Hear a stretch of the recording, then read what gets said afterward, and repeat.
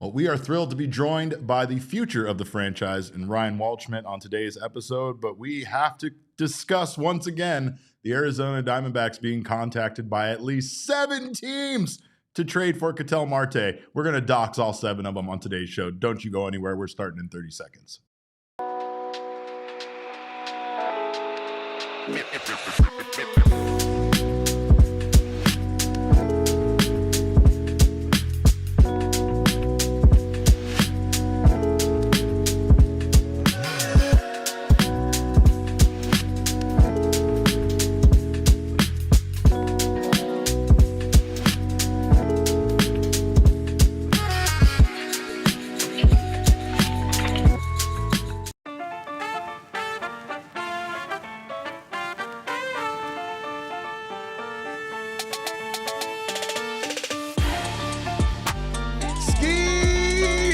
Welcome into another edition of the PHNX Diamondbacks podcast, live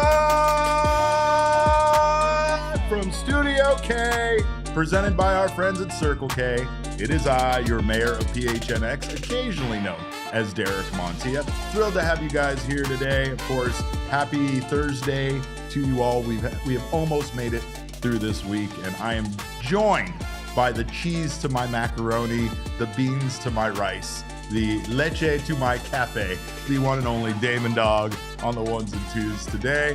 Thrilled to have you here, buddy. And that was the nicest. That last part was the nicest thing you've ever said. Yeah, the leche. Me and him have been drinking a lot of cafe con leche. You know how much iced coffee means to me. Iced coffee means everything to us on this show. Of course, welcome into you all. This show is brought to you not by Cafe Con Leche, but we would love that partnership. But it is brought to you by the wonderful people over at Game Time. Download that Game Time app right now. Create an account. Use the code of PHNX for $20 off your already low first purchase. Terms do apply. Damon, we are thrilled to be talking about 2 future Arizona Diamondbacks pitchers winning the Cy Young Awards yesterday. Not sure if you've heard, but 2 future Arizona Diamondbacks did in fact win the Cy Young Awards. Tarik Skubal, who will join the Diamondbacks this offseason via trade, and Paul Skenes, who will be a D-back in 2030. Should we retain the services of one Torey Lovullo? That's the double-sided sword for you all. Do you want Paul Skenes? Torey has to stick around. It's part of it. Wouldn't it be fun to say this and not mean it as a joke, Damon? Wouldn't it be fun to cover a team where you could confidently say, oh yeah, we're going to get that Paul Skenes one of these days because we have all the money and all the power in baseball. You know who I'm talking about. Or at least be in the mix for it, Tarik. Yeah. Like imagine, if you're the Dodgers or the Yankees, that you have a shot at Skubal and Skenes. Oh, yeah. You do for a fact. You do. Just depending, especially in the Tarik Skubal situation, of how much you want to give up. And if you're willing to potentially just wait for him to become a free agent and give him that big contract that him and the Tigers are so far apart on as it stands. I'll do you one better. In a cap league, I know for a fact, so Britton Golden, who does our PHNX Cardinals show, trains with Tarik Skubal consistently. They are boys. They are really good friends. Why aren't we using that to get him? We need to be abusing that relationship. This is nuts. We do. But Tarik Skubal he trains here in Phoenix in the offseason. He lives in Arizona when he's not, he doesn't live in Detroit. We need to get that hometown. This guy, if we were in a cap league, Tarik, I guarantee you Corbin Burns style would be going out of his way to be interested in playing in Arizona. But the fact that the Diamondbacks can't get anywhere close to what the mega offers that he'll get from other teams means that he'll never, ever play here. And that sucks. That does suck. But, of course, I say that in jest, especially because of the relationship that Paul Skenes and Torey Lovullo developed. But, hey, maybe, who knows? Maybe Tarik Skubal comes home. Maybe he makes the entire town of Kingman happy and proud and makes them all Diamondbacks fans. But both of these guys were extraordinarily good in 2025. There's no doubt about it. I don't really think that there was any question about who was going to win these awards, similar to the MVP awards, which will be determined tonight. We'll get to those. And of course, I mean, it's still up in the air, but there definitely are reasons why these 2 guys won. Even though Paul Skenes' record was 10-10 in 32 starts, he still had the best ERA in all of Major League Baseball at 1.97. He had a ridiculous whip of 0.95. That's in 32 starts.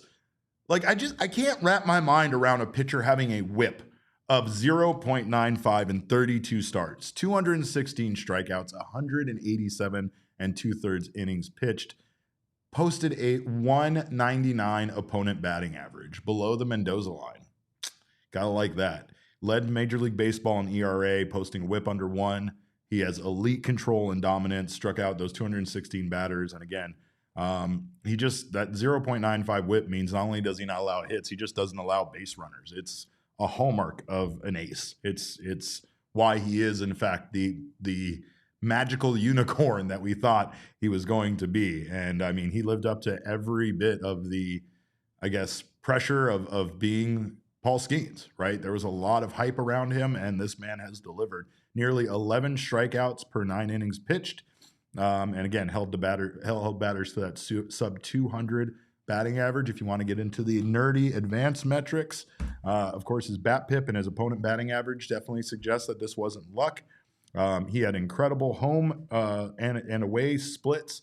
He pitched 91 1/3 innings at home, giving up 18 earned runs for a 1.77 ERA there in Pittsburgh, and then on the road, 96 1/3 innings pitched for a 2.15 ERA. Just incredible. He ranked among the best in multiple categories, including ERA, whip, and strikeouts. And in this case, he was just the best pitcher in the league, hands down. There were other NL pitchers that had very good seasons, but none of them matched up to what Skenes did. His ERA, his whip, his strikeout combination, all of that, it led to the unanimous vote. And that seemed to please Paul Skenes more than just winning the Cy Young.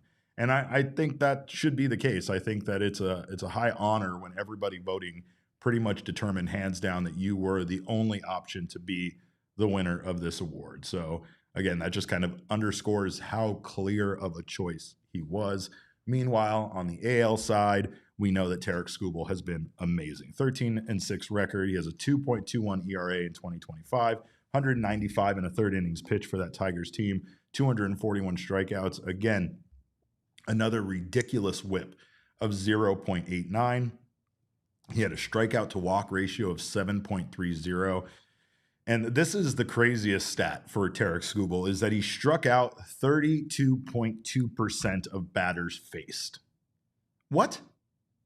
He struck out a third of the batters faced throughout the entire season. Led the AL with that 2.21 ERA, lowest in the league. And like, not only was it the lowest in the league, but it's nearly, it was what, like a run, nearly a half run better than the closest guy. Like, there wasn't even another starting pitcher that had an ERA that was even close. His 0.89 whip was best in AL. And again, demonstrated ace level stuff there with his 241 strikeouts in 195 1/3 innings pitched. He averaged around 6.5 innings per start. Can you, like, I get flustered reading this stuff because, like, I don't understand what this is like. This is like when I read about rich people spending, $5,000 at lunch, right? This is the same thing. You averaged around 6.5 innings per start. I don't know what that's like. We don't have that here. We've never had that here, except when there was a guy named Randy Johnson and another dork named Kurt Schilling on the mound. We sold our soul. We sold everything. We sacrificed the future for that. And it was worth it, Damon. It was so sweet. It was so sweet. But again, Skubal just doesn't have a bad outing.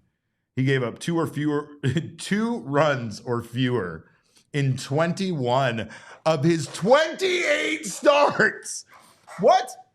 Oh my God. It just doesn't make any sense. Doesn't make any sense. The man was incredible. And obviously his advanced metrics back every bit of that up. His FIP was ridiculous.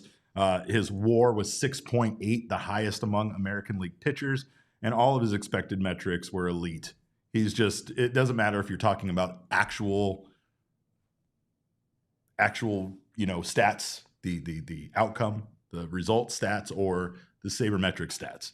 Skubal is amazing, and it's just incredible. His story is incredible. His rise from kind of an under-the-radar prospect to an elite ace in Major League Baseball is amazing. He's carried that Tigers team for the last 2 seasons to the playoffs, and I mean, he did so specifically in September of this year when things were going bad for that team. He was, again, their stalwart on the mound.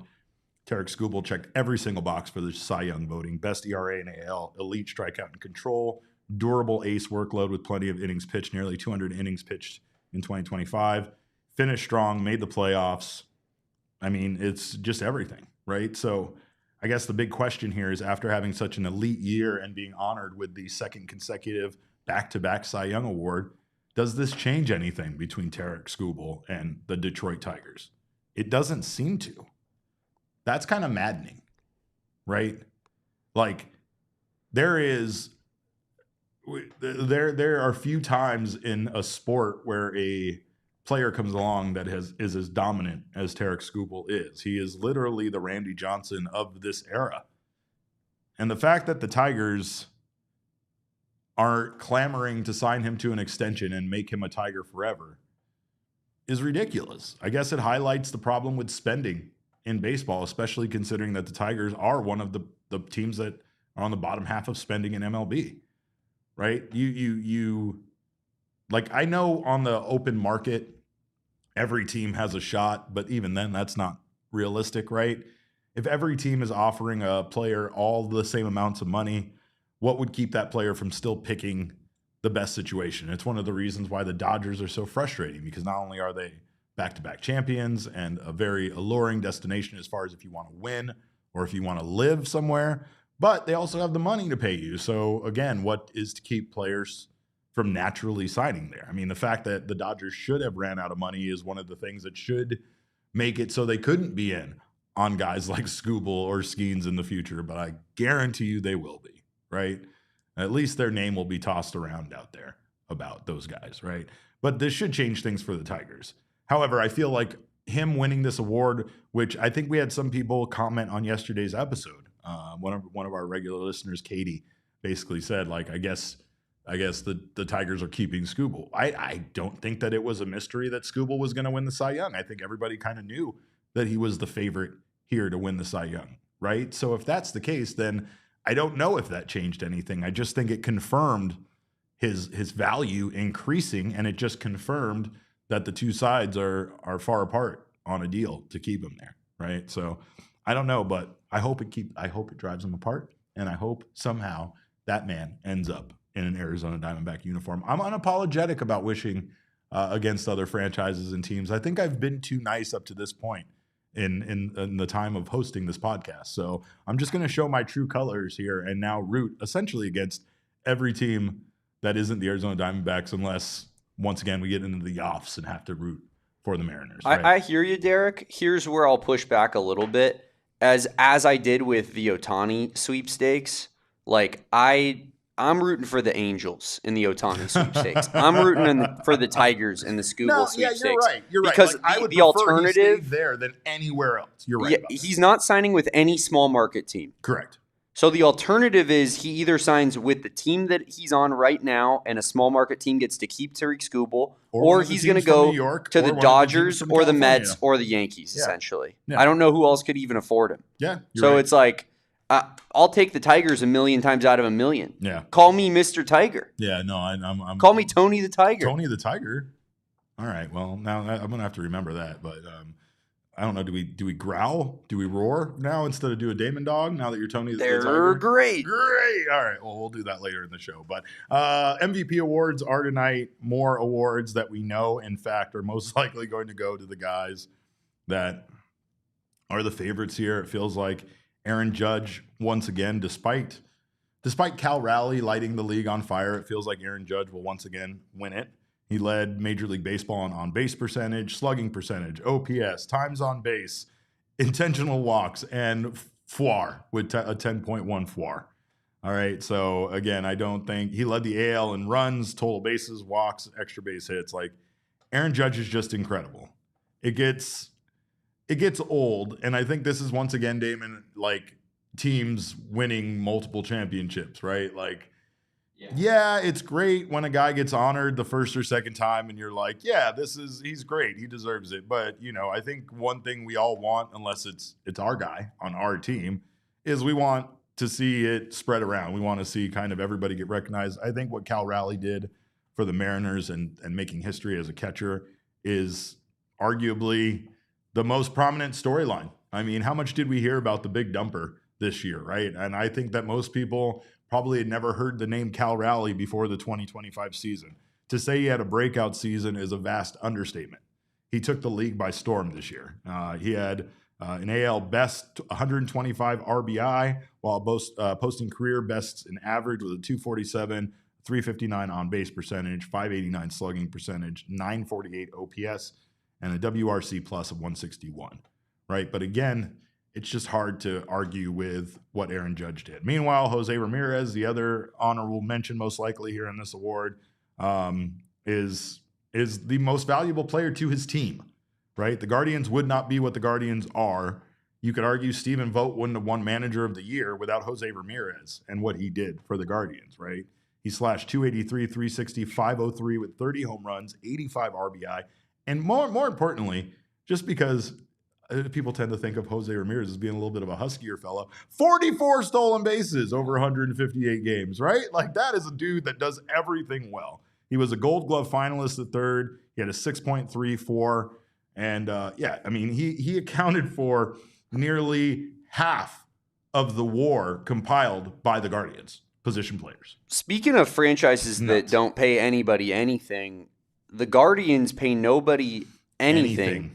And you know who's pretty good damn friends with Jose Ramirez? Geraldo Perdomo, Ketel Marte. You know who has a hole at third base? The Arizona Diamondbacks. Bring him to me. Dude, Bring him to me. That would be the move of the entire offseason. We're going to have to do a whole show about that. Just a whole show. All right, we've talked ourselves from into it. Start to beginning. Sell the farm. I say that. Sell the farm Sell for the everyone farm, except sweet Ryan Waldschmidt. That's the only guy who's off the table. Oh yeah, no, we're not. We don't touch our sweet boy. As of today. He's gonna be joining us here later in the episode, so we can't wait for that. But of course, on the National League side, MVPs, you know who's gonna win it. It's the gambler himself, Shohei Ohtani. It's hard to argue that anybody else deserves it. I will say that the other two candidates, honestly, like, it comes down to, like, Kyle Schwarber once again had an incredible year.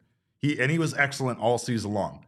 He was excellent, as I just said, from start to beginning, right? No, from beginning to end. He was great all year long. The Phillies would not have won 96 games without him, right? But again, he batted, he had a 240 batting average, led the NL with 56 home runs, MLB leading 132 RBI, 928 OPS, and a 150 OPS plus. Like, there, you could definitely argue for Schwarber.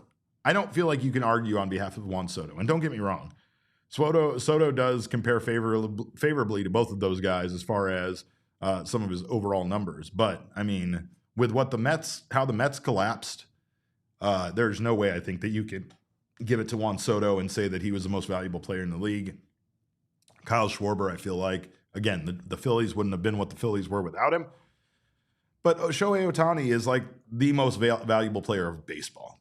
And again, that you could say that based on, his international appeal. You could say it based on marketing. You could say it on a lot of stuff. But I mean, what he did for the Dodgers, what he did on the mound. I mean, it's hard to argue that the Dodgers would be what they are, the exact way they are comprised, without Shohei Ohtani, right? Like, I don't think that team wins the World Series and makes it through the playoffs without Shohei Ohtani.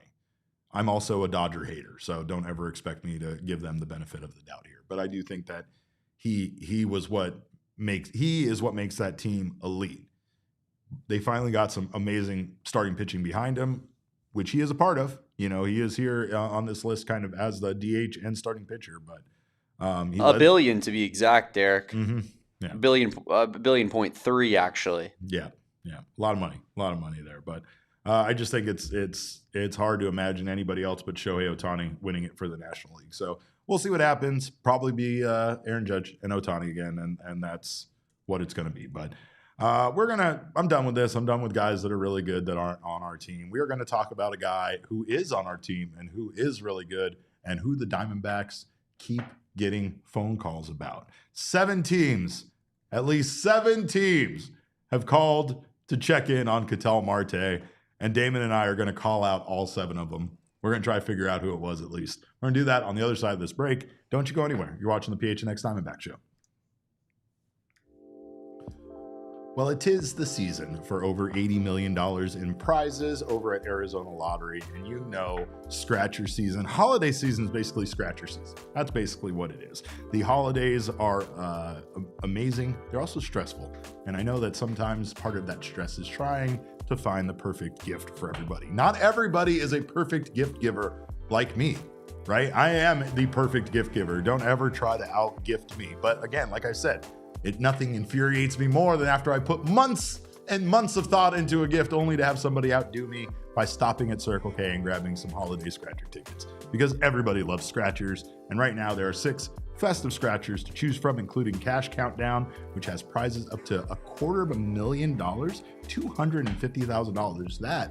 That would make for a very happy holiday season, as well as Candy Cane Cash, which no matter what you win, you're already a winner because when you scratch it, it smells like peppermint, and that's delightful. So do not miss out on grabbing some festive holiday scratchers this time of year. They're made for gifting, whether it's a white elephant exchange, a stocking stuffer, or just because there's always a chance your little gift could be worth thousands or perhaps even millions. Love the play and spread holiday cheer with holiday scratchers from Arizona Lottery. Play and gift today. Must be 21 or over to play. And we've been telling you about Game Time. Game Time is the place to get your last minute ticket deals. And we say last minute tickets because, you know, we're all kind of procrastinators. More importantly, I don't know anymore when events are happening.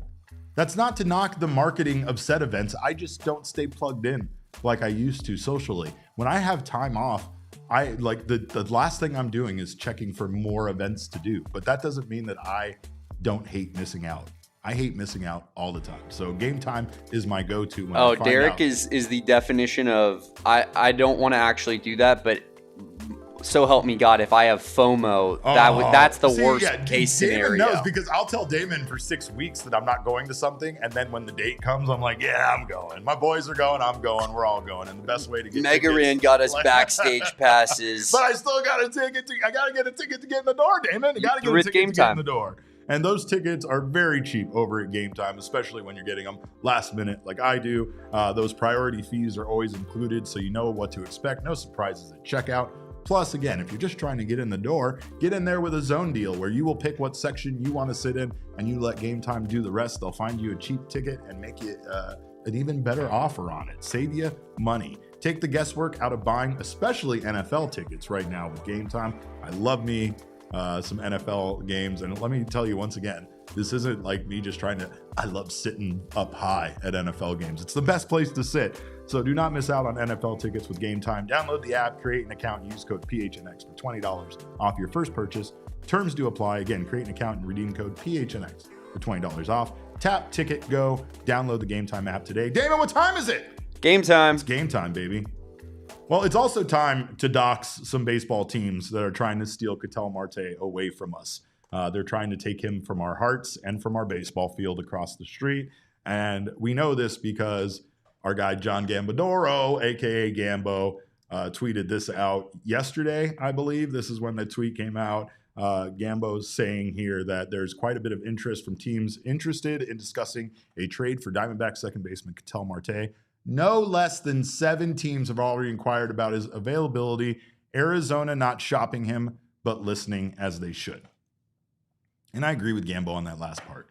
However, I do hope that Mike Hazen, if he is disrespected with the offers, slams the phone down. And I know we don't slam phones down in this day and age, right? Like we want to get angry, but we just kind of hit the end button and then toss it aside on our bed safely so that the screen doesn't crack or nothing bad happens to it. But I hope he slammed it down, because I doubt anybody offered the Diamondbacks what Ketel Marte is worth. And again, I don't like the fact that this is happening in secrecy. So Damon and I made the decision that we are going to pull up a little chart here of Major League Baseball teams, and we're going to try our best to essentially dox the 7 teams that we think were the ones calling the Arizona Diamondbacks here about Ketel Marte. Is that fair? Because we have no real information on it. We don't want to speculate, but I want to try to guess who it was. Right, Damon? I mean, that feels fair. I mean, yeah, we got to call some people out there. Like, because they're trying Don't touch our sweet baby Ketel. They're trying to ruin us, is what I'm saying. And this is sabotage of the highest level. So let's take a look here. I think we have a little chart of all Major League Baseball teams, Damon. And I'm going to try to guess. We're going to figure this out together as a family. Happy to have everybody's involvement in the chat as well. But Damon, let's take a look here. I'm going to start off with saying that based on what happened in Chicago, fans ruined it. Fans ruined Ketel Marte coming to White Sox out. White Sox out, Cubs out. Wow, Cubs out too. Cubs out too. The entire city of Chicago ruined it for everybody, for Ketel, for the fans, for the organization. If they were hoping to get him, those two teams are eliminated. Now, see ya.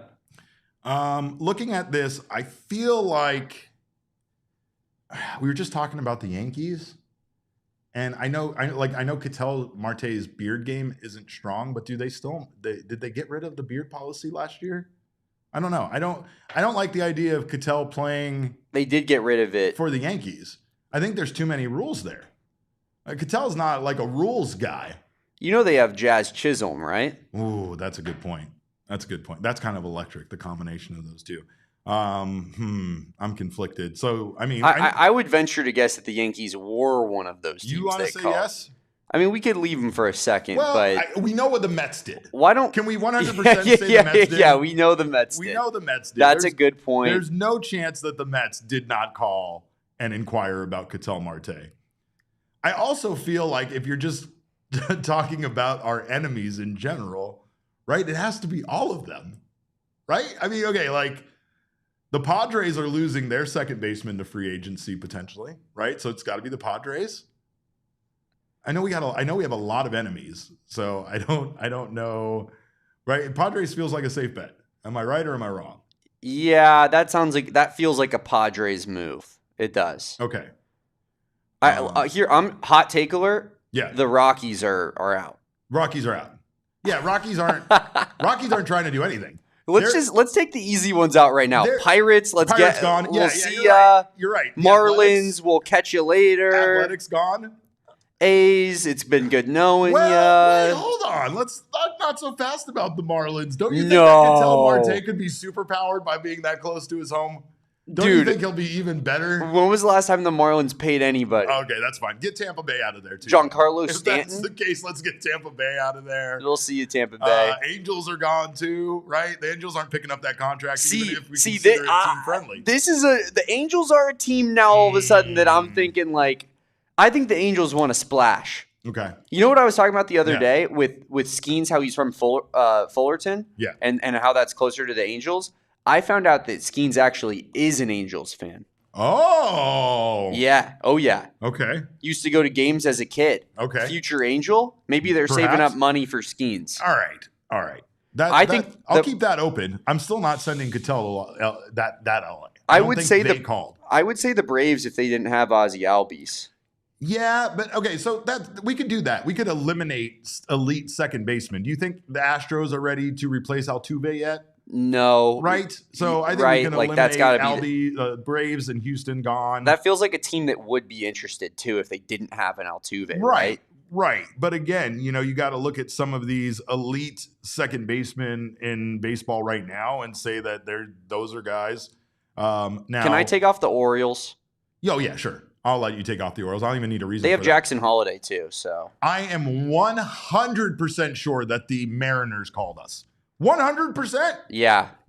Mariners are probably the team that Hazen is talking about that called and asked about everybody. Correct. Because that's what the Mariners does. The Mariners is like I would gamble everything I own in my entire life on the Mariners. Plus they lost Jorge Polanco. Not lost him for sure, but he elected free agency, right? So he's free agent. You know what, Derek? Let's eliminate the entire AL Central. Well, Guardians, you're not getting out. Anybody. Tigers, imagine them trying to trade for a player. Yeah. Royals, you guys are out. Twins, you just sold your entire roster away in the offseason or during the trade deadline. I mean, that division is such a joke. It's not even funny. I'm also willing to. We'd win that division every year. I don't feel like they're going to replace Marcus Semien in Texas or Andres Gimenez in Toronto. Is that safe to say? Yeah, but doesn't that feel like a move that the Blue Jays would have made? No, I guess you're right. I still don't think the Texas Rangers are one of the teams. That's another one that I think they could be involved, but they just have a good second baseman. Yeah. Should we take the Nationals off? Yeah, of course we should take the Nationals off. Get the hell out of here. What are we even? Why are they still here? Where's our boy? My nips hurt. Why do I feel okay? So I feel strongly about the Red Sox. The Red Sox have historically been bad at second base, but they were specifically bad this year. And the Red Sox are always trying to get better, right? Yeah, I feel like that's more likely than the Yankees because the Yankees still have Jazz playing second. No, Jazz plays third for them, doesn't he? Does he? Oh, I don't remember. I thought he played second. You can look that up. I will say so. Okay. Right now, we have 4 of the 7 teams with 1, 2. Jazz is playing second. Okay. I'm an idiot. Okay, yeah. Let's X out the Yankees. I feel like they have other things that they're going to address, and it's probably not going to be replacing Jazz. He already feels like he's in there. Dodgers definitely called. Yeah, Dodgers definitely, and the Brewers definitely didn't. That definitely didn't. Yeah. That's interesting. You think so? They have Bryce Terang, who, of course, is the softest player in baseball, right. But he's pretty good. And then they don't spend any money. You're right. Yeah. Nope, you're right. I would get them out of here, too. So we are up to... Ketel would take that pitch, by the way. 5. He would have taken it right in his butt. Right on his side. Right in the hip. We could cross the Angels out. Yeah, I think so. I will say that I do think that the Angels are due for like a splash move because they're going to be like, look, guys, aren't we trying? And you're going to be like, remember when you let Ohtani walk out the damn door? You know what I mean? Yeah, like they're going to try to save face a little bit, but would the Cardinals do it again? Would they have the audacity to do it again and call Mike Hazen? I feel like the Reds would, right? Do you think that the Reds would upgrade from Matt McClain? I think Matt McClain is very good. He had a down year last year, but I think that Matt McClain can also play a little bit of shortstop, right? They've moved Ellie, haven't they? Yeah. I know. He hit. I know last we've year. talked about the Hunter Green option before. Do you think there's legs to that? The legs to trading like Hunter Green? Yeah, for Ketel. Oh, that is not. No, I don't think so. And honestly, you know what I think about that? I don't really think the Reds are in on that. I don't think the Reds want to trade Hunter Green. That's a side of this that I don't know that we're taking into account. So then I think we should cross out the Reds because then they're unserious. Yeah. Who else do we want on the goddamn Cincinnati Reds? Right. Maybe Matt McClain, who we drafted in the first round. No. Who Hazen drafted in the first round back in the day. That actually would be crazy. He's like, you know what? I always was going to get my hands on McClain. Yeah, I've been waiting for this. I don't think the Giants would have called, but maybe I'm wrong. I mean, we do. Okay, and I feel the same way about the Phillies, right? With Bryson Stott. But Bryson Stott is not good at baseball, is he? I don't. Another guy Mike Hazen was interested in drafting. Matt McClain is good at baseball. At least Bryson Stott hit 257 in 2025, which is higher than his career average. He did have a 719 OPS. Another player that Mike Hazen was very interested in trading for potentially. I think that's another interesting guy to talk about. Both of those guys, really. I think the Phillies are more likely than the Reds, personally. Okay, let's X out the Reds. Let's just keep the Phillies open for now because we do have to have 7 teams here, and we've almost eliminated everyone. We have 5, yeah, and the 3 left are Cardinals, Phillies, and Giants. Well, and Toronto. In Toronto. I think that Toronto called. I think you're 100% right. First, you convinced me, but I don't know. I think I'm going too much on the like sentimental factor of Andres Gimenez and what he did for them in the playoffs. I just feel like when you have a young up-and-comer like that, but again, Andres Gimenez, 210 batting average in 2025. They definitely called. They 100% called. and we were like, Trey Savage, and then they hung up the phone on us. I think that's what happened. Dude, you know he's like plus 120 to win Rookie of the Year next year. Should we just get in on it now? Yeah, we should do that. That's gonna be the thing. I don't know. Yeah, the Giants don't have a good second baseman either, right? No, but like Tyler Fitzgerald. But like Casey Schmidt. I mean Casey Schmidt. Are the Giants that serious that they're gonna put that kind of money on the table? I mean, I think they have more money than the Cardinals, but I think the Cardinals are more serious. It's one of these teams, right? One of these three at the bottom: Phillies, Cardinals, Giants. All right. I mean, and this is the definitive list. Like, this is 1,000% what happened. I think personally, it's one of these red teams. I lean Phillies. You lean Phillies. Yeah. Yeah. I don't think the Cardinals got Brendan Donovan at second. Yeah. Yeah, no, it's not Cardinals. I saw that Brendan Donovan might be on the trade block. Looks like the Phillies are selling. Did you see that report this morning? Yeah, I did see that. That's really weird. So, or not the Phillies, I'm sorry, the Cardinals. So it seems like maybe the Cardinals should be out just based off the fact. Sure. Yeah, Royals, Guardians among teams interested in Brendan Donovan. That's the first thing I see on MLB trade rumors. Newt Bar also on the trade block. I'd be interested in Newt Bar. I would 100% be interested. I think we cross out. I think we cross out Cardinals. Yeah. I think we cross out Giants, and I think we say Phillies. Yeah, I agree.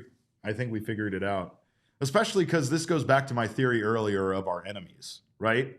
Like, there's nothing that the Phillies would want to do more than weaken us after what we did to them in 2023. There you have it, the definitive list. The Dodgers, the Padres, the Mets, the Phillies, the Red Sox, and the Toronto Blue Jays. And the Mariners. There are and the Mariners. I almost left them out. There are your 7 teams that called and bothered us about Ketel Marte. Definitively.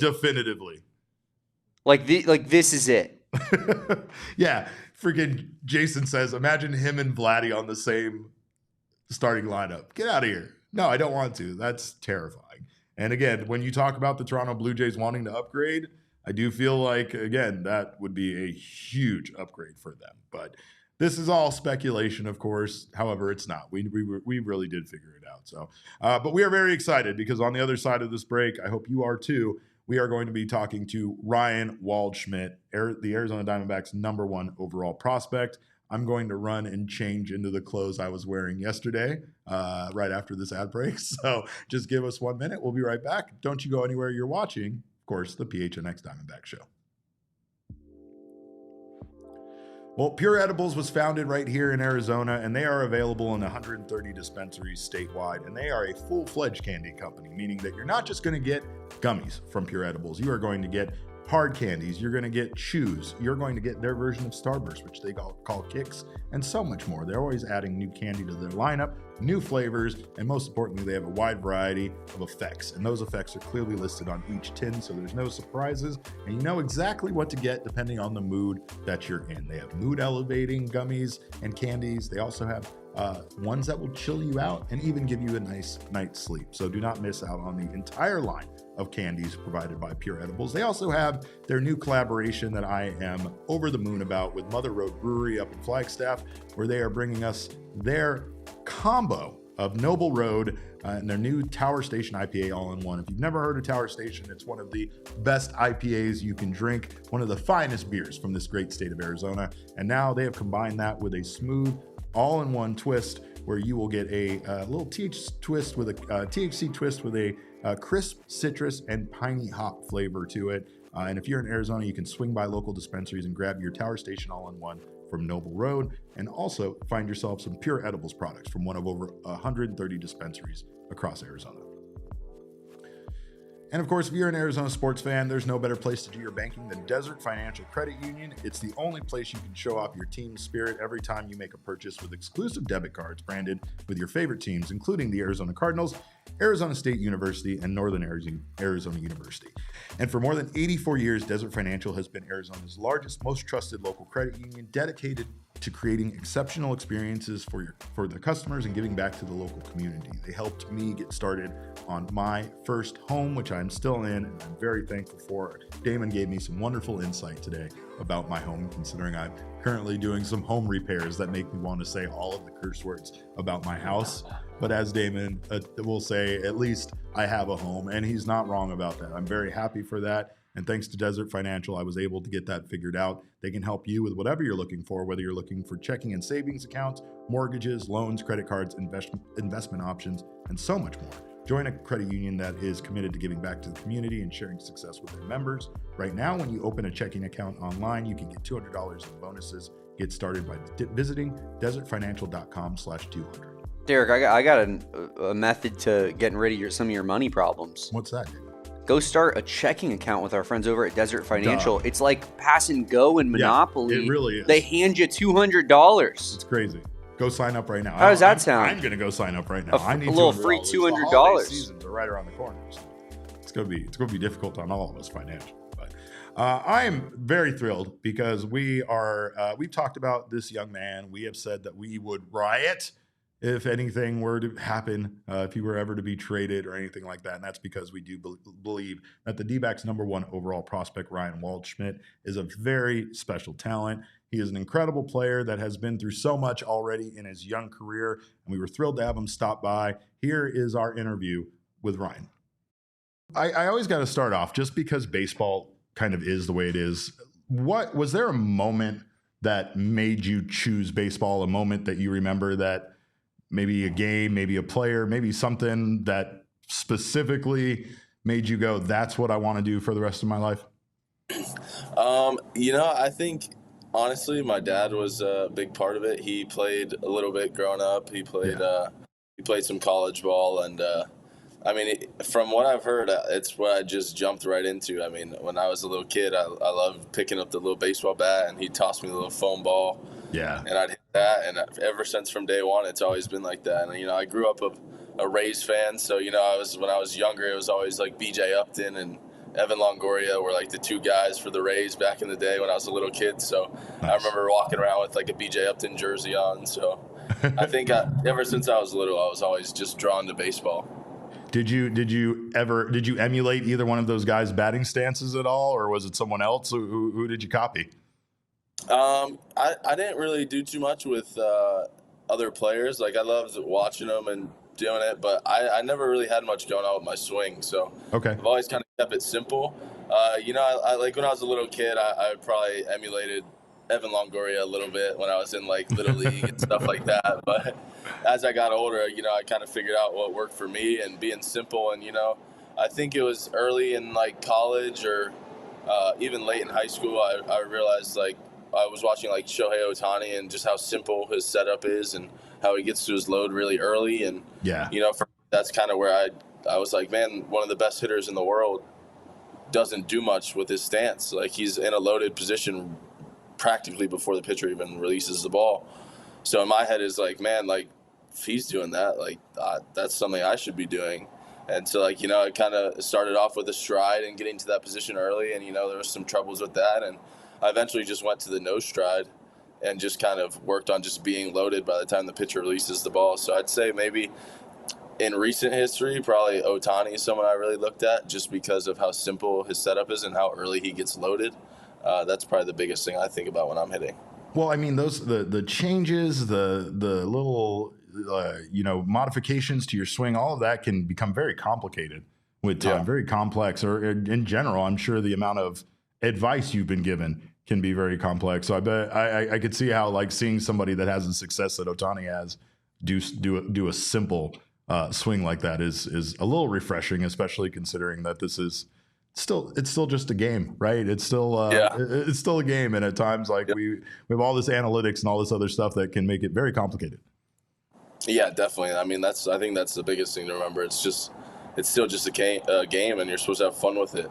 And I think that the more, especially as a hitter, the more you think about it and the more complex you make everything, the harder you make it when it comes to hitting the ball or facing a good pitcher. I think that's why I just always go back to that thought of just being simple, because the game is so hard. It's hard to find success all the time. So I think the more you add on to yourself, and the more checkpoints you try and see throughout your swing, the harder it's going to be successful, especially with how good the pitchers are becoming nowadays too. Absolutely. I mean, they're just picking up. So I think as they're going up and their stuff's getting better, the hitters got to resort back to being more simple and simplify things. Right. I agree with that. So hearing a little bit here about your dad, was your dad your biggest support going through this journey? I know that being a minor leaguer can be difficult at times, and I was just curious about your support system from your family and your dad. Yeah, my mom and dad were there every step of the way.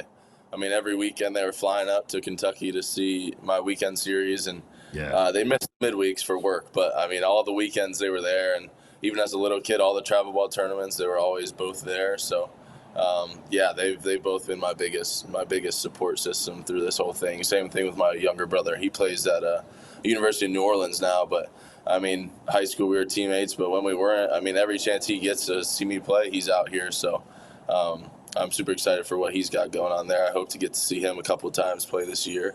But yeah, they've been there every step of the way for me. That's awesome, man. What was it like the first time you saw yourself on an actual baseball trading card? Like, not to diminish what we all get in little leagues, right? We all get the little leagues card, but like when you saw yourself on a real baseball card, what was that like for you? It was super cool. You know, it's kind of that like surreal feeling of like making it to a certain extent. Like, not the big leagues, but like you as a little kid, I mean, I collected baseball cards as a young kid, and it's just that full circle moment where you're like, dang, like there's a little kid out there collecting my card now, and he's got a little booklet with those sleeves, and he's got my face in there, and it's a cool thing to realize. And you know, that's part of the reason why whenever anyone asks me to sign cards, or I come across someone who wants an autograph on a card or anything, anyone asks me for a card, friends or people I come across, if I have any, I mean, I do whatever I can to sign them or give them to them, because you know, it means a lot to people, and it's something that can be very overlooked as a player. You know, you just went through a 5-hour day at the field, or you played 9 innings, or it's a Sunday and you're trying to go home after a game, but it's the least I can do.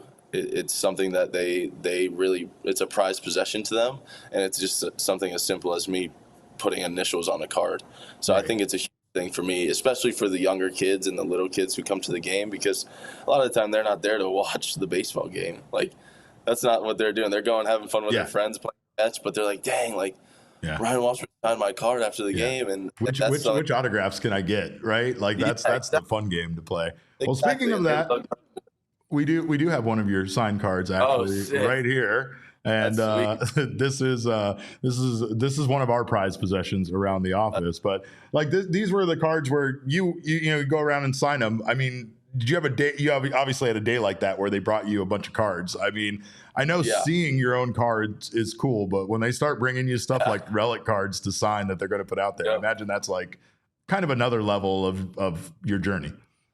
Yeah, definitely. And there's a lot of times fans will be like, hey, like, I got a couple, like, do you want one? And I'm like, sure. Like, there's a guy who made one, I think it was like our last game of the season. He had like a jersey, and he cropped like the logo off one of the jerseys, and he put it under the card, and he like created it himself. And he was like, asked for me to sign it. And I was like, yeah, of course I'll sign it. And he's like, I have 2 of them. Like, would you like one? And I was like, yeah, that thing's sick. I'd love it. So like he gave one to me, and I thought that was super cool. But yeah, I've seen a lot of cool stuff made by people, and just it's pretty cool to just come across. You know, you think like you're just a player playing in a small town in Amarillo, Texas, in the minor leagues, but there's people out there that really, really support you and are looking for your success, and I think that's just super cool.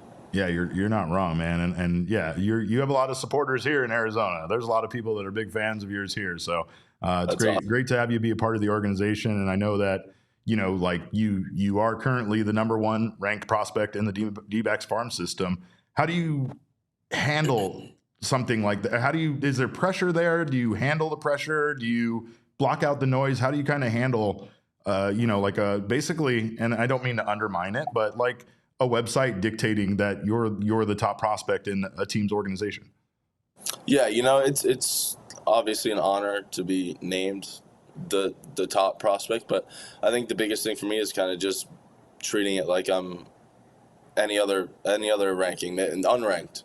Yeah. It doesn't matter. I mean, I think for me, it's just to kind of be the same guy I was when I first stepped in there. And I don't think it should change based off of what other people are saying and the performance that you've had. I think you trying to continue to be the same person every day, successful or not. I think that's just the biggest thing as a player and just as a person in general. You know, you can't be swayed by success or fame. And I think that's what kind of gets a lot of people is when you get caught up in that idea of just feeling like you're just the king of the hill and you're on top. And that's when you start seeing yourself go downward, is when you start switching up because you all of a sudden you're getting this recognition. So I think it's just kind of continuing to keep that mindset of just continuing to get better every day and just not being satisfied with where you're at, whether you're unranked, whether you're ranked first. There's always things you can get better at. And I think that's the biggest thing for me, is just kind of blocking out that, like, obviously taking it and using it to be a positive influence on other people. I think that's a big thing for me right now too, being here at this camp, this strength camp. It's a lot of younger guys, and they asked me to come out here, and I'm here. And I think it says a lot to not only the development, but just the entire team itself. Like, I'm out here, I'm doing the same thing everyone else is doing. We're trying to get better, and it doesn't matter whether you're the number one prospect or you're an unranked prospect or you're a guy who just got drafted. We're all in this together. We're all a team, and we're all working towards the same goal. So I think as long as we keep that same mindset, I mean, all of us should find good success with that. Absolutely. Absolutely. Everyone should eat, right? But, like, yeah, you're right. I mean, I feel like that's kind of something that major leaguers deal with all the time, is that they are out there, they're doing the most fundamental drills to get better and stay sharp every single day. But then they also have younger players looking up to them, similar to you in the strength camp. And yes, I know you're out there doing your thing, but yeah, I mean, now you're getting to a point now with your years of playing baseball that I imagine a lot of people, you know, that are younger than you look up to you for advice, or just look up to you in general to kind of pick your brain on, you know, you getting to this level and, you know, being considered a top prospect in a team's organization like this. Yeah, for sure. And, you know, we've done stuff here with, like, baseball IQ and scouting reports and looking at pitcher stuff. And, you know, I think I take pride in the intelligence I have with this game and just the knowledge that I've able to come across throughout my career. And, you know, if I'm able to come out here and I can influence other people around me and my other teammates, and if I see something that someone else might not, for me to be here and be able to express those ideas, and even myself, I'm learning different things every day from other people that I might not notice. And I think that's just the biggest thing, is to just be like a student of the game and just learning from your teammates.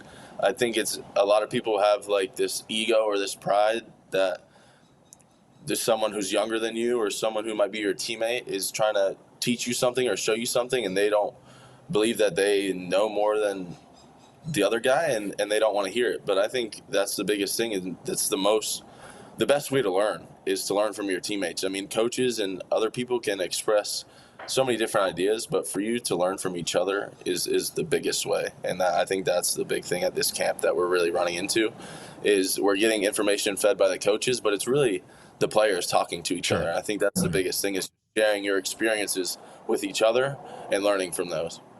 Did you have a player that kind of impacted your development at all? Maybe a guy that either moved on or maybe you still still playing with, that kind of had that moment for you?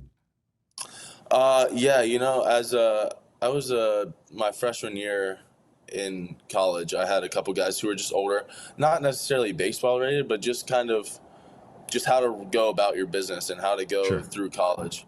There was a guy, I remember his name was Connor Aldrich. He was a third baseman.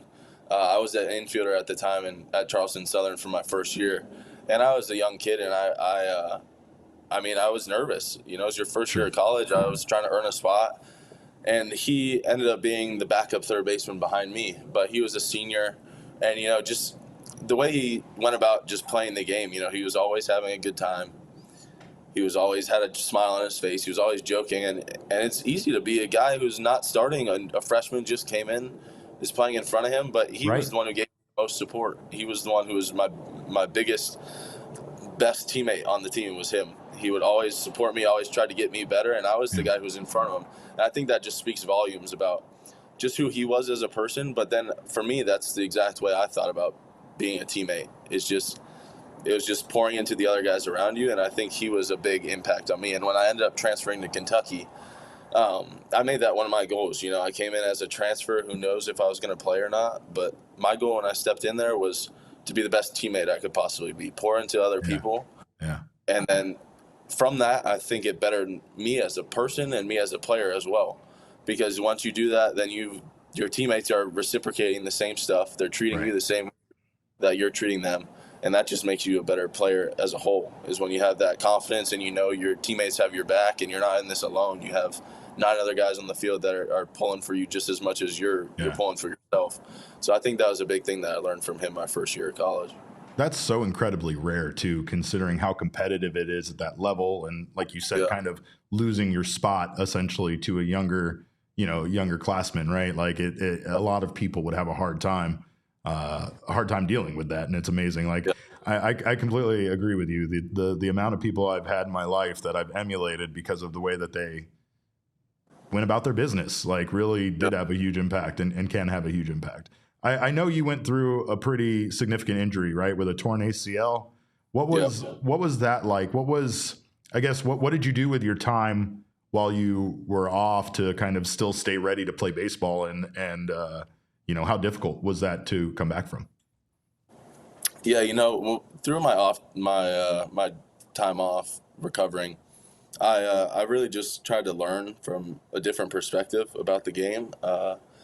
At Kentucky, we had a lot of TrackMan stuff, and I would run the TrackMan for games. I'd run the scorebook, and I just really tried to watch from there. Like, I learned how to read the TrackMan when it comes to your induced vertical, your horizontal, the spin rate, stuff like that, how pitches move. I knew the zone. I was watching the zone the whole time, so I was working on just kind of pitch selection if I wasn't necessarily in the box, but just trying to work on that and seeing and trying to learn the zone as good as I could. I would help the outfielders with ground ball drills. Like, just being involved was really the biggest thing, because it's really easy to just isolate yourself in the training room and just worry about rehabbing. But that's a lonely place where you really don't get anything from it. You just all negative. Everything's negativity around you. And I think the biggest thing for me when it came to recovering from that injury was just kind of flipping that switch and kind of getting out of that negative zone where it's like, oh, why me? Like, why did this happen to me? Especially in the time that it did, as I went to the Cape to really kind of make a name for myself for the next season and for the draft coming up that next year. And it could have been very easy just to be just down on myself the entire time because, I was playing well. I was in a good spot. I was a good place to just kind of boost myself, and it kind of got taken away from me. But I realized pretty quick that you couldn't do anything about it, and you have to move on from there. And to get your mind in a positive space, it was really important for rehab and just to come back in the time that I did. And I think just learning just mental strength through that, I think it's honestly one of the biggest positives in my career was probably that injury. I think that is what set me up to be the player I am today. And without it, I don't know if I would be in the same spot I would be in, because mentally I feel like I'm a very strong player right now when it comes to mentality and being able to stay constant every day and being able to stay just the same person every day and not getting too high, not getting too low when it comes to your streaks and your slumps. And because baseball is all about that. And I think that's the biggest thing when it comes to being a baseball player and being a top tier baseball player and what the separators are between everyone, because we're all good at baseball now. Like, everyone has the skill set to be an MLB player where we're all standing today. Right. But I think the separator when it comes to that is how mentally strong you are and how you're able to just bounce back from adversity, or be able to bounce back after a bad game, or be able to just continue to put together good performances because you're not getting too high and you're not going too low. So I think that's the separator when it comes to being an elite player and being just a good baseball player. Well, we have more with Ryan Waldschmidt. We're going to post that full interview tomorrow on the Go PHNX website, so make sure to not miss out the rest of that. We talked a little bit about walk-up music, meals over snacks, and more. But most importantly, as I go on to say in the rest of that interview to Ryan, using that time the way he did while he was injured is very reminiscent of another guy we know in Corbin Carroll. Corbin Carroll spent his time when he was injured with the shoulder injury with scouts and other members of the staff that he wouldn't have sat with or been around, and was able to pick their brain and learn more about the game. And I think that time that he spent and how he spent it is invaluable for his baseball career. I couldn't be more thrilled about him as a Diamondbacks prospect, and I think we're going to see him very soon. I suspect we will see Ryan Waldschmidt in a Diamondbacks uniform in 2026. I think Michael in the chat asked, where will he be next year? He should start out the year in Reno. There's no guarantee, but I think after his performance last year in Amarillo, after he comes here for spring training and all of that is decided, I wouldn't be surprised to see Waldschmidt start the season in Reno. So, and hopefully that's the case. But did want to thank all of you guys that are diehards already. As you know, you diehards are the lifeblood of what we do over here at PHNX. And of course, if you have not become a diehard yet, we implore you to do so. You get great exclusive content. You also have access to our PHNX Discord lounge, which is the best place to talk about Arizona sports with us, PHNX personalities, and of course your fellow fans of your teams. You get a free t-shirt with your order when you sign up. You also get 20% off of merch and 20% off events. So do not miss out on joining us. Head on over to gophnx.com and prove your fanhood by becoming a PHNX diehard today. Before we get out of here, Damon, I did want to discuss an idea, a concept that a writer came up with to fix extra innings baseball.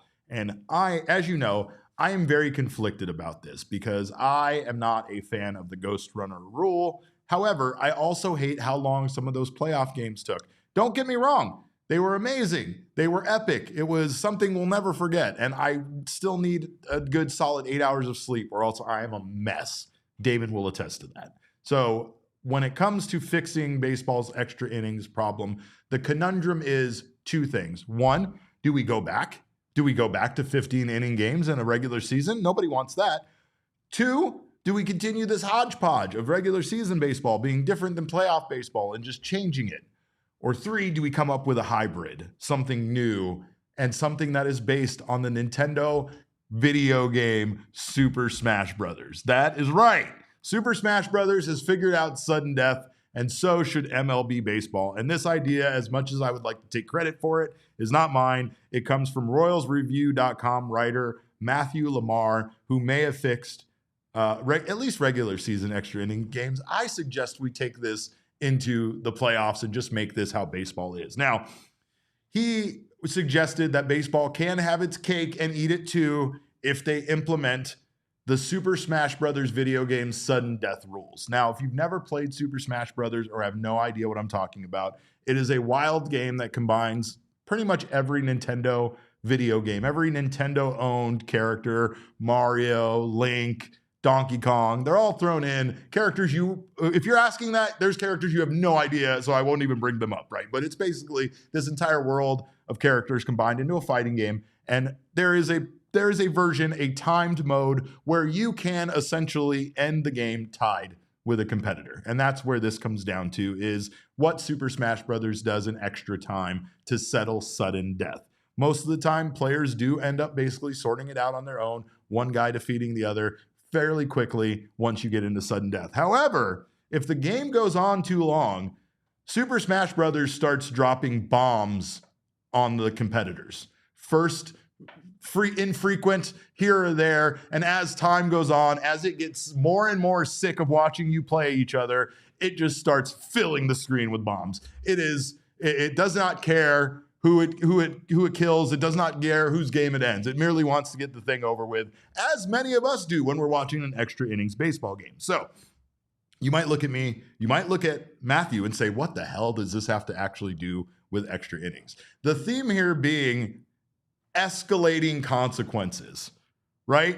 Eventually, just so much chaos that it's inevitable that someone is going to get hit by one of those bombs. And in this case, so inevitable that one of the runs is going to score. What would it look like for the ghost runner rule? All right, so here's what it would look like. This would look like the ghost runner where you give each team a chance to win an extra innings game cleanly with no ghost runners in the 10th inning. Right? So that's where it would be. And that's exactly what we're about. We want to escalate things here. We want two teams to survive. So in this case, extra inning starts, 10th inning, no ghost runners. 11th inning, one ghost runner starts for each team on first base. 12th inning, you move that ghost runner over to second should nobody have scored that runner over from the 11th, right? If not, runner in 11th doesn't start in scoring position. He's just there. He's just there as a leadoff runner. 12th inning starts on second. 13th inning, should we go to that point, now there are runners on the corners. You got runners on third and you got runners on first. Should we go to 14 for some inexplicable reason? You move that ghost runner from first over to second. Now you have 2 runners on second and third to start the inning. And should, for some godforsaken reason, we get to the 15th inning, bases loaded for each team to start the inning. I don't hate it. Do you? Look, if we're going to do ghost runners, let's have it be to a point where in a 15-inning game, we start each inning with bases loaded. I don't hate that. And in fact, quite frankly, Damon, I'm already looking forward to a 15-inning game where it starts at the top of the 15th with freaking bases loaded. I love it. I can't believe it took Nintendo to figure it out, but I'm not surprised that it was them that figured it out. Thoughts on this? No one has crazier potential rule changes than Major League Baseball. Right? That's my thoughts on this. Right. And again, it's like, I don't know. I think the idea here is that we don't immediately go into the runner being on second base in scoring position, right? We are giving ourselves a chance to have one extra inning of clean baseball where one team wins just based on their own merit in the inning and not having a special guy already on base. But I think that, again, the escalating consequences version of this makes a lot of sense. But more importantly, like I said, it actually incentivizes me as a watcher because, quite frankly, I want to see them keep this game tied. And I want to see how ridiculous things could get. And then, you go after that and you have bases loaded every single inning. And also Max says every player loads into a Fortnite Battle Royale server and last man wins. That I'm also okay with, Max. Don't threaten me with a good time. I'm there for that. Anyway, I like this idea, and shout out once again to Matthew Lamar for coming up with this great idea to fix baseball in extra innings. See, that's a version of baseball that I want to see in the playoffs, right? Like I said, we had some great games, but I mean, how many times did we sit there and watch these teams go up there and do nothing and then come back and we all lost sleep for nothing, for a Dodgers win inevitably, right? So boo on that. But we do love you guys. We appreciate you guys. Big thanks to Ryan Waldschmidt for taking time to join us. And as many of you said, yes, he is in Arizona. There's no doubting the stucco and the color of the wall behind him that he is in fact in Scottsdale, Arizona.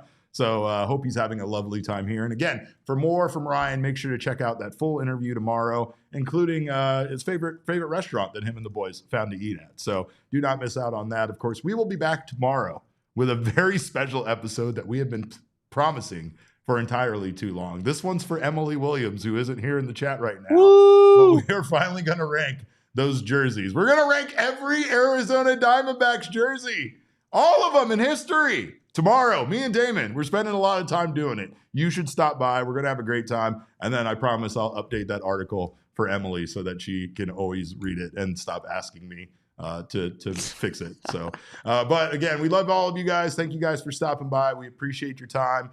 Again, your time, Ryan's time, it's your most valuable commodity. Do not waste it on people that don't deserve it. We thank you for sharing it with us. But again, we will see you tomorrow at 12 p.m. noon. In the meantime, you can follow us on Twitter. I'm at @cap_caveman with a K. Damon, of course, the leche to my con cafe or cafe. He is available at Damon Dog with a DAWG. We are all Damon's dogs. Bark, bark. Our show is at PHNX_Dbacks, but as always, all roads lead to at PHNX_sports on Twitter, Instagram, and Facebook.